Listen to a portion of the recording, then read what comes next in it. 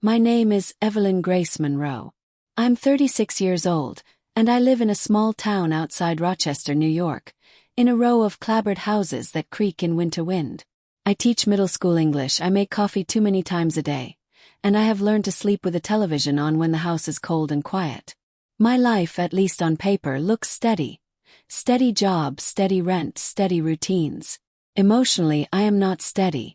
I am a little raw, like a bruise that remembers pressure. The last year has been a slow unspooling. My mother's funeral, the weird inheritance of old things, the family calls that come like small avalanches. I am tired in a way that tea does not fix. Before I dive in, if you're into real stories that hit deep, please consider subscribing. Sharing this isn't easy for me, but maybe someone out there needs to hear it. The holiday that year was the kind that leaned heavy on nostalgia and ghosts. Our Christmas was always more smell than sight. Cinnamon from the pastries my mother burned on purpose because she loved dramatics, the ozone tang of snow melting off the driveway, and the metallic antiseptic smell of her purse that always clung to the lining of the car. The house we'd gathered in for every small disaster and joy of my childhood sat on Maple Street. A weathered two-story with a sag in the porch that matched the sag in our family calendar of late-night apologies and quiet resentments. On paper, there were only 5 of us that evening. Me, my brother Daniel, our Aunt Liza, who kept saying she wanted peace like it was something you could hang up like a wreath, my cousin Marcy with new gray at her temples, and Liza's husband Tom, who always tried to steer conversations away from hard things as if the talk would catch like a cold. They brought casserole and an overbaked apple pie. I brought the kind of turkey that fell apart when you put the fork in it. Daniel arrived 2 hours late, smelling like his winter jacket had been used as a shield in too many fights with the weather and life. Smells of rusted coins, stale cigarettes, and something acrid that made me think of railroad tracks. The house had changed because the people in it had changed. The dining room table still bore the long scratch along one edge, the one we'd gotten when Dad slammed a drawer in anger. Liza had polished it without removing the scar. The tree in the corner was too perfect, too symmetrical, and the living room was full of old vases and boxes of photos. My mother's handwriting on the lids, careful loops and occasional coffee stains. There had been a small, secret thing I kept for 12 months. A wrapped box I found folded between a stack of Christmas cards in Mother's closet the night after we packed away the last of her scarves. It was heavy for its size, wrapped in paper with tiny gold stars. There was a note, not addressed to anyone else but to me. Eve, when the time is right. Love, Mom. I tucked it into my coat and took it home. For a year it lived in the back of the top drawer of my nightstand like a heartbeat I couldn't name. That night, I set the box in the center of the table because it felt right and because I was tired of hiding small combustibles in my room. I wanted something honest. A truth small enough to hold and heavy enough to hurt. I wanted to test the air of the room, to see if the years had changed anyone, to see whether people who had hurt one another could recognize the hurt and still choose to be present. We had a ritual in our family. We gave one thing we'd saved for each other at Christmas. It wasn't always money. Sometimes it was a recipe, sometimes a key to a drawer. The ritual felt ancient and safe. I pushed my chair back too hard and felt the old memory of Dad's shouting like a tremor. The smell of my mother's perfume, sun-worn roses and cigarette smoke, seemed suddenly as real as the steam rising from my teacup.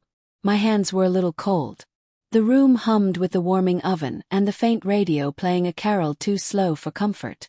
"You're awfully quiet, Eve," Aunt Liza said, arranging napkins like a small, nervous clap. "You went through everything with the estate, right?" "Most of it," I said. "There are still some letters." "Letters?" Marcy tilted her head, like a bird curious about unknown shiny things. I felt my throat tighten. Letters had become dangerous. They were the places where our mother had put her regrets in ink. The ones I had read in the kitchen at night were full of apologies and sentences like, "I wish I could have done better." They were full of soft confessions that never reached the ears of the people they were meant to heal. Daniel came in then, scraping snow off his boots. He hung his jacket and his stare found the box on the table like a magnet. For a second I thought he wouldn't talk about it. He made a face I couldn't read. "That's for you?"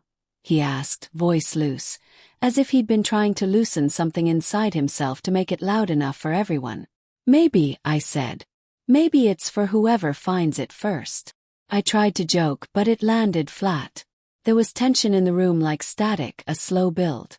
Christmas songs try to smooth over that kind of tension, but in our house songs barely had enough strength to push air around. My skin prickled under my sweater. I felt old in a way that had nothing to do with years and everything to do with hard-earned knowledge. That sometimes gifts were passports and sometimes they were traps. I thought of telling them the story of how my mother had left the box for me, the way she had addressed me with that small, personal nickname. But the sound of the nickname would be like calling something alive. I wasn't sure the room was ready. If this is resonating with you so far, a like really helps us reach more people. And if you have a similar holiday memory, especially one that still sits like a rock in your chest, feel free to share it below. I'm reading everything. The house grew quieter as plates clinked and candles burned lower. Everyone was waiting, I suppose. Not just for us to open the presents, but for some kind of resolution none of us had the courage to name. The table waited with us, a world of pressed wood and scratches that had witnessed decades of apologies that never quite landed. I pressed a thumb into the gold star paper and felt the sharp edge of a memory. I had no idea how loudly one small box could shout, or how many things it could make people confess. The first snow had that thin, powdery kind of hush that makes the whole world feel private. When I walked from the car to my mother's old porch that night, the cold hit my lungs like a question. The porch light smelled faintly of lemon oil and old wood. Inside, the house retained a warmth that felt like a borrowed thing, as if someone had lent us my mother's laugh for the evening and we would return it by dawn. We sat around the table in a circle that felt narrower than it had years ago. Family dynamics compress in the winter. They fold into themselves like paper under pressure. Daniel sat across from me, and from where I watched him I could see the little nervous habits he'd gathered. He tapped his fork on the rim of his glass when he was thinking. He rubbed at the knuckles where the skin was always raw from dishwashing, and his eyes often wandered to the doorway as if he expected someone else to come in and fix the things he couldn't. "How's work, Eve?" Tom asked, the safe hand of a man who preferred small talk because it let him breathe. "Exhausting," I said. "Kids are out of control this year. But honestly, it's a good distraction." "Kids," Daniel echoed, and I could hear a bitterness wrapped like a thread around the word. He'd been unemployed on and off, bouncing between temp jobs and nights at the bar. And he had 2 kids he couldn't see as much as he wanted because their mother had a new partner who didn't make space for history. After dinner, Aunt Liza tried to get us into the old exchange ritual. One thing we saved for each other, like a needle trying to stitch up a ragged place. She was always the peacemaker, the kind of woman who thought that if you said "we" often enough, it could become true. We passed small parcels around the table. Sweaters with dubious stitches, a framed picture that made us laugh before it made us cry because of how much had been sanded out of the edges of our lives. My hands kept returning to the little gold-starred box in the middle like it had gravity. My mind slipped backward, as it often did now, to a winter backyard when I was 9 and Daniel was 16, when my mother had poured hot chocolate for him in a mug with our dog's name on it, and he had broken something small and furious in the garage. Dad had gone upstairs and slammed doors in a way that left our house hollowed for days. We learned to listen to the hours after someone left, watching for the way the air rearranged itself to contain absence. There are small details you notice only after trauma stains your memory. The way light sits on the arm of a chair. The way someone uses the word sorry, like a currency they hope buys absolution. My mother used to drink to level the edges of guilt and then write notes to patch what she couldn't say aloud. Those notes were the kind of salvage that made thrift stores jealous, thriftier than their paperbacks, more faithful than vows. I remembered the night I found the box. I had been folding towels in her old linen closet, pulling a sweater free when a piece of gold-starred paper flashed between the stacks. The handwriting on the note inside was hers, spidery, slanted. "Eve, when the time is right." My heart did that small rapid thing like it was trying on the shape of another person's hope. I slid the box into my bag and for a year it lived with me like an ache that had not yet been given language. Daniel kept glancing at it. I could feel his impatience like a shadow making the air colder. He had always been a man of urgent wants, the kind who can't sit with need for long. That urgency had brought him some of his best decisions, like when he left college to try to care for us during a season, and it had brought him his worst ones, like the gambling and the nights he vanished with his anger. He loved loudly and abandoned loudly, with equal measure. "What's in the box?" Daniel asked finally, the question like a coin thrown into silent water. He hesitated. The room waited as if it were a body holding its breath before a cough. "Something from Mom." He snorted. "Mom loved you more. That's what that means, right? Box just for Eve." "Figures." The insult was small but precise. It landed with a dull thud. My hands went cold. The old ways of being, my mother's tender favoritism toward the one who stayed, were wounds we had learned to bandage differently. Daniel's voice had the metallic edge of someone who had been hungry and left out of the kitchen. He felt entitled not simply to my mother's things, but to the care he believed was withheld. "You knew she kept things," I said slowly. "You knew she liked tucking things away for people." "I know a lot of things, Eve," Daniel said, jaw tight. "I know she called you every night. I know she asked about your day more than mine. You think it's easy to ask for attention and get it. You think it's easy watching everyone look to you like you're a map." I wanted to tell him that Mother called me because I lived within driving distance, because I sat with her in hospitals and drove late nights to pick up prescriptions. I wanted to tell him that I did not get to be her map because I wanted it, but because she needed someone and I stayed. I wanted to tell him all the things that would make his accusation look small and painful rather than true. But those things are long sentences, and the hunger he wore that night was short and sharp.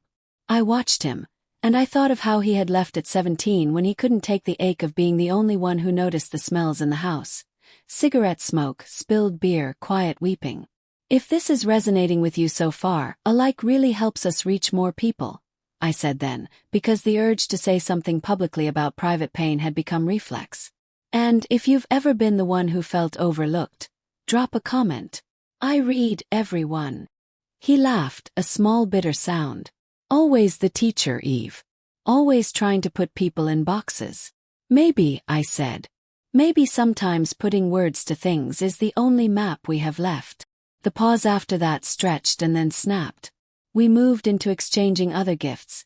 The knitting needles that were too old, the photo of a dog we no longer had, a mug with a crack in it. Laughter came in thin lines, the kind that is trying to stitch up something bigger.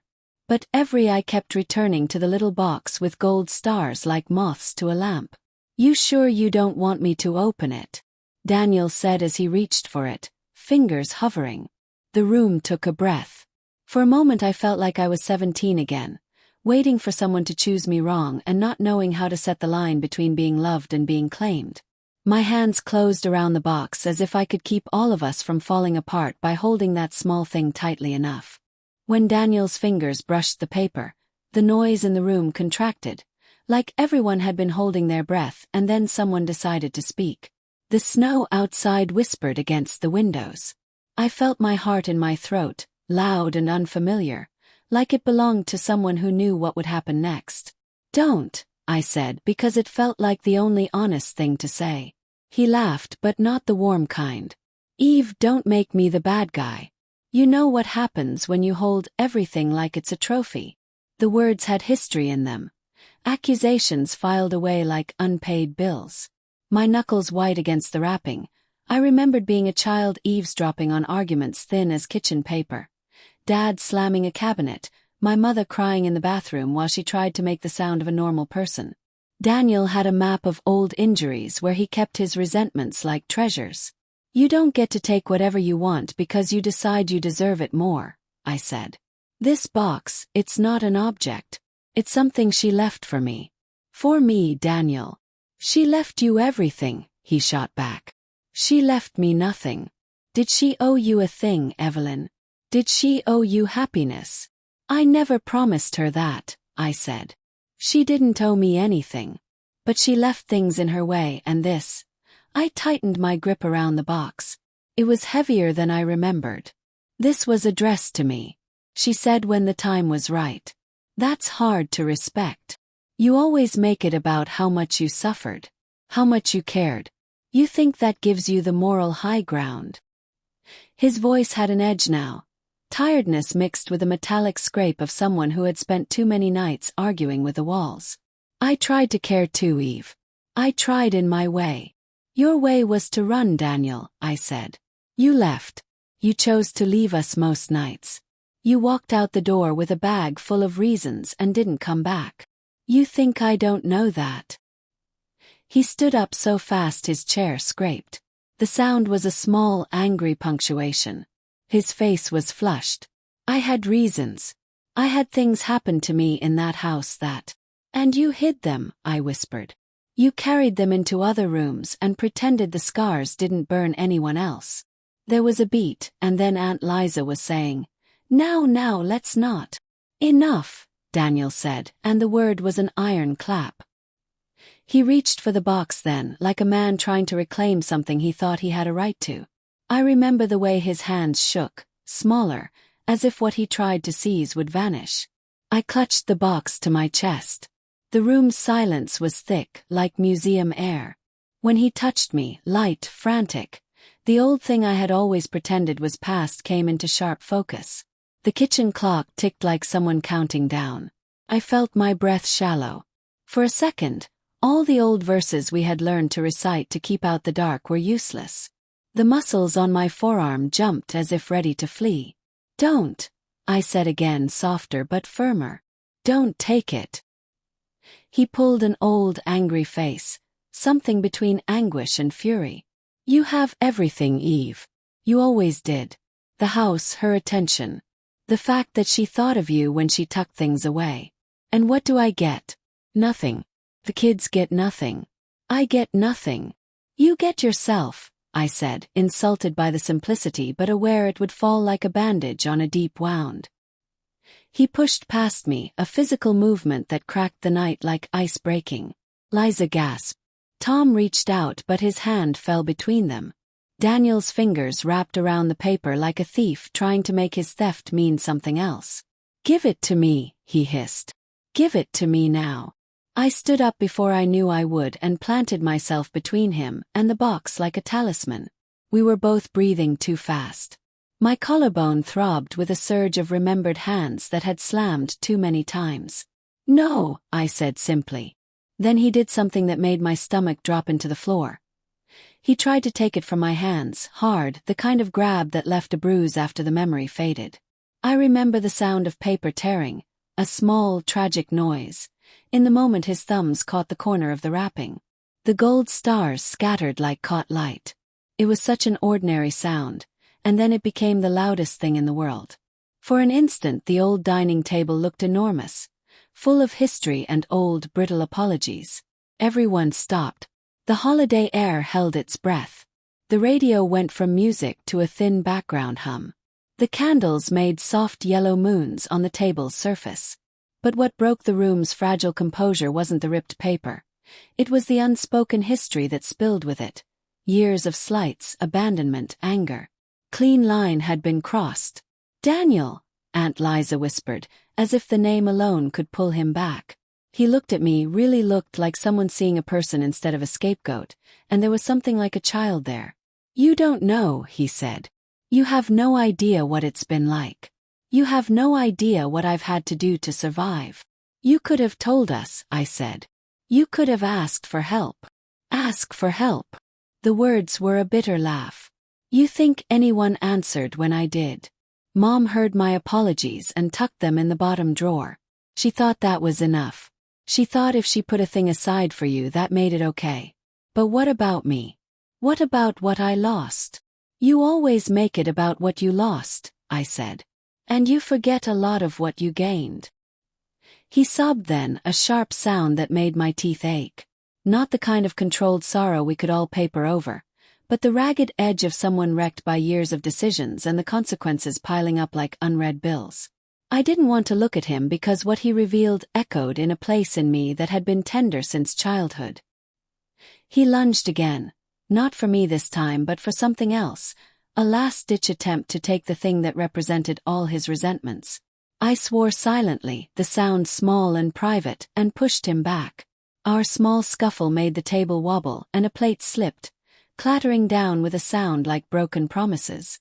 "Stop!" Marcy cried, and it was a small, honest cry. She stood up and stepped between us like the world had asked one small person to be the adult. Daniel froze. For a heartbeat. His face folded into shame and then into rage. He walked to the door like a man leaving a stage after a bitter monologue, pulled on his coat and left without saying goodbye, without looking back. The room went silent, the kind of silence that isn't peaceful but stunned. The gold-starred paper lay on the table like a small piece of evidence. Aunt Liza sobbed into her hands. Tom's chair scraped as he stood helpless. I sat down slowly, my hands aching from the force of holding. Has something like this ever happened to you? Feel free to share in the comments. I'm reading everything. I found myself saying into the blankness, an odd reflex to reach for strangers' hands when my own family had become too knotted to hold on to. We didn't open the box that night. The air was full of old conversations, of promises made in the shadow of appliances and extinguished like matches. The holiday table had gone silent, but the silence was not empty. It contained everything we'd been avoiding, like a cavity that would not stop aching until it was named. In the immediate hush that followed Daniel's exit, the house felt colder. Not because the thermostat had shifted, but because the body that had walked out took the room's rhythm with him. It was like the house exhaled and then found itself holding the stale breath of years it hadn't had the courage to release. Aunt Liza tried to make sense of it, her hands fluttering like small flags in front of her face. "Maybe she began, but then stopped, as if the best answer she'd rehearsed had dissolved. We gathered in the living room like survivors of an argument that had been waiting for the daylight to break. The radiator hissed, a nervous companion. I wrapped my hands around a cup of tea that had lost its heat half an hour ago. In the kitchen, the box lay in pieces of torn gold-starred paper like confetti after a fight. I could not look at it without seeing the image of Daniel's face as he reached. There was rage there, yes, but also something that looked dangerously close to fear. We didn't address the most dangerous thing in the room. The way our childhood had been uneven, the way some people stayed and some people left, and the debt that stayed like a ghost between us. "Why didn't you say anything about the box before?" Aunt Liza asked finally, with the bluntness of someone who believes in notions like fairness. "Because some things were private," I said, which was true in its small way. "Because she asked me to wait.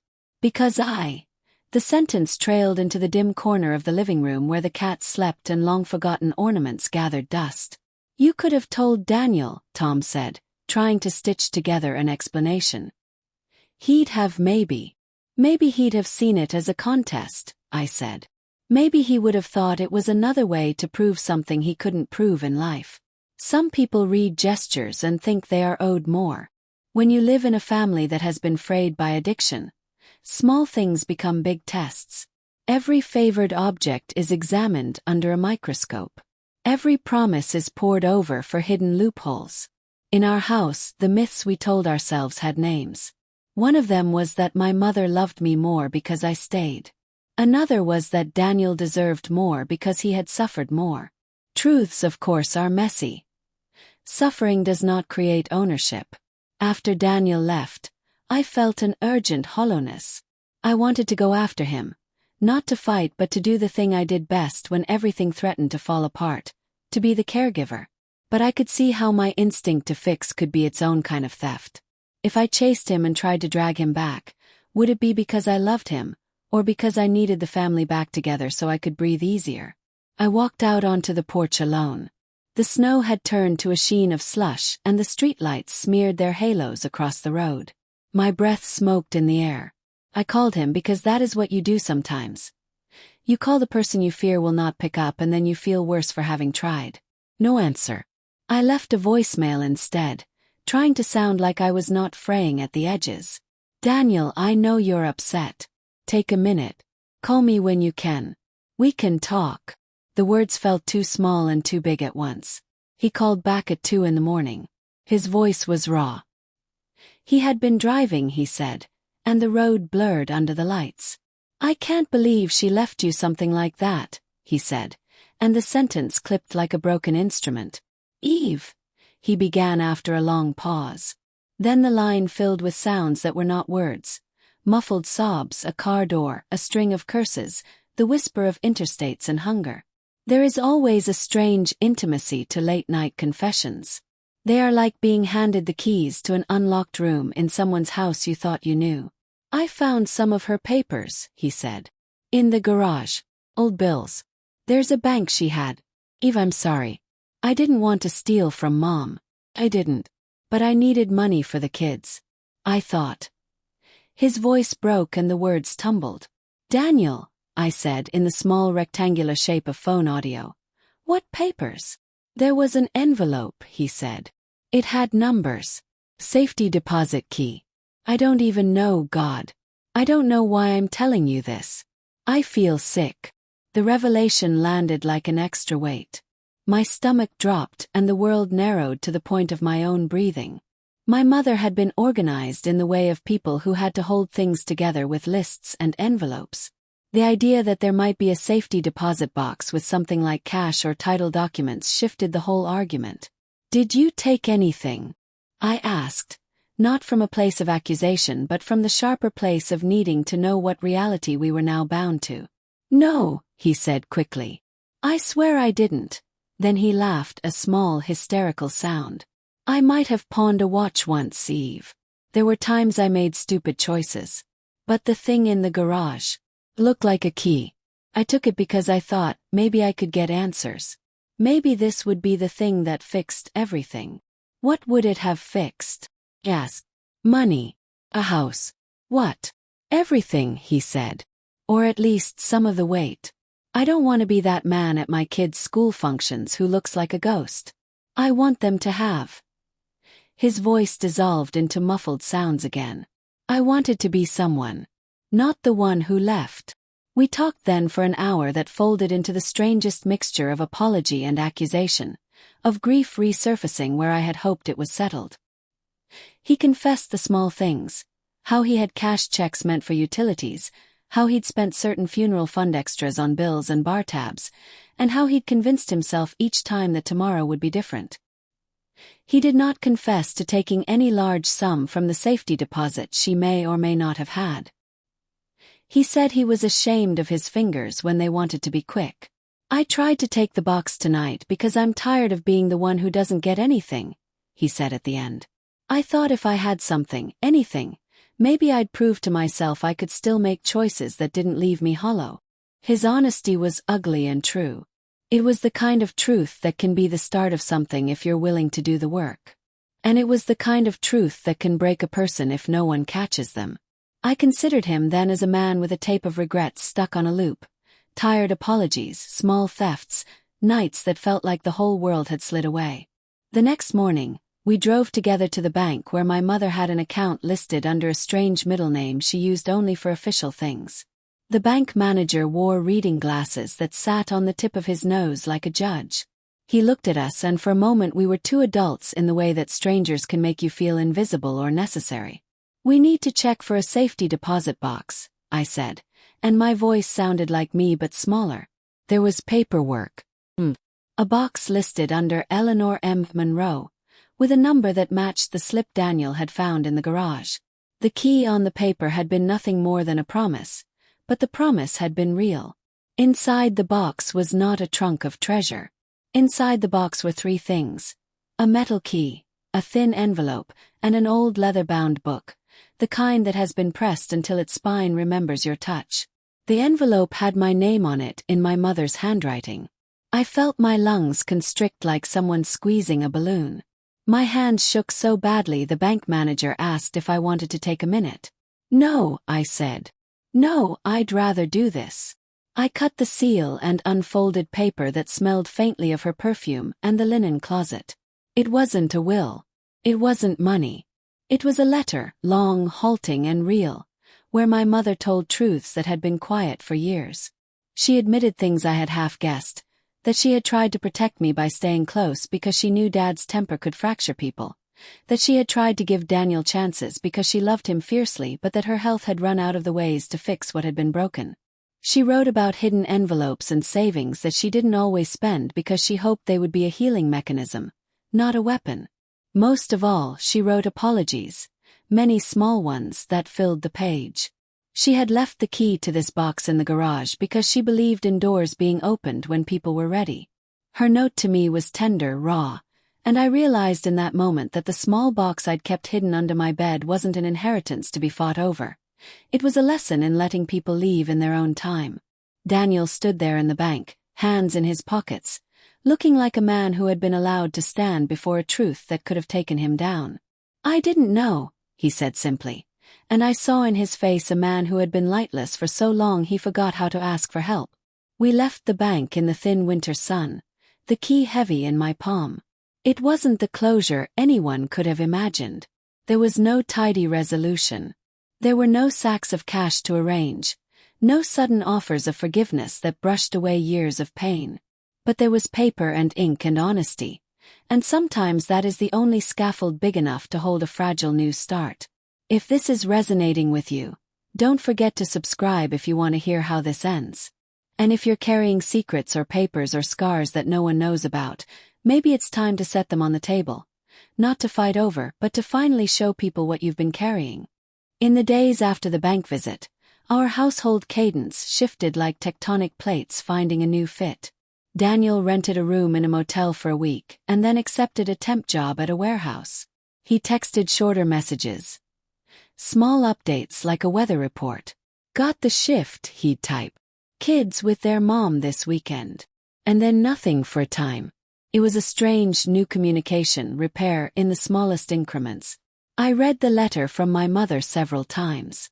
Each read revealed a new nuance. Her flaws, her small heroics, the way she had tried to be both mother and damage control. There were lines that read like a confession, and lines that sounded like an instruction manual for how to be human in a house that had been frayed by anger and love both. In the envelope beneath the letter was another small slip of paper that had not been in the box upstairs. Not anything financial, but a list of names and phone numbers. Lined up like a map. Counselors, a number for a local food pantry, a woman who ran a support group for families dealing with addiction. My mother had been practical in her love. She had tucked in resources in the way she tucked in scarves, like she thought of rescue as something to be managed slowly and steadily. The leather-bound book was something else entirely. It was a journal, not my mother's but my father's, a man who had left and then kept a secret kind of watch on the family through the edges of his handwriting. The book told of a man who had lost his way and found small ways to survive. It was messy and unheroic and exactly what we were made of. People trying, failing, trying again. I thought a lot in those weeks about ownership and about gifts. We had been arguing about paper and boxes, while what we truly needed was the kind of repair that asked for time and patience. That holiday table that had gone silent did not stay silent forever. It had become a pressure cooker, a place where things that were never named had to be named, where people who had been avoiding themselves had to find a vocabulary for their longing. Daniel and I started to talk. Not long phone calls but texts that led to coffee. Our conversations were clumsy. He began to show up for his children's events in half-hearted coats. He signed up for a support group, and I emailed him the number from the list in our mother's envelope. There were setbacks. A missed meeting here, a relapse there. Recovery does not abide timelines. It prefers a messier, harder kind of devotion. I learned to hold my own breath less, to not be the person who patched every wound, if only because patches can hide infection. One afternoon in late January, we sat on the back steps and drank cheap coffee from a brown thermos. The sky had that cold, washed-out blue of a New York winter that promises thaw and then holds back. "I'm sorry," he said, and it was a sentence that took him longer to pronounce than any he'd uttered of late. I watched the fog from his breath and felt the small old story of our family like a map pulling taut. "I know," I said. "I know you're trying. How do you forgive someone who didn't always ask to be forgiven?" he asked, and I realized he was asking me what he'd been asking himself for years. "You're asking the wrong person," I said. "Forgiveness is not a public currency. It's private. You don't get to spend mine as an excuse. You earn peace by being honest about what you did and trying to do better. That's all any of us can do. He nodded slow. And if I fail?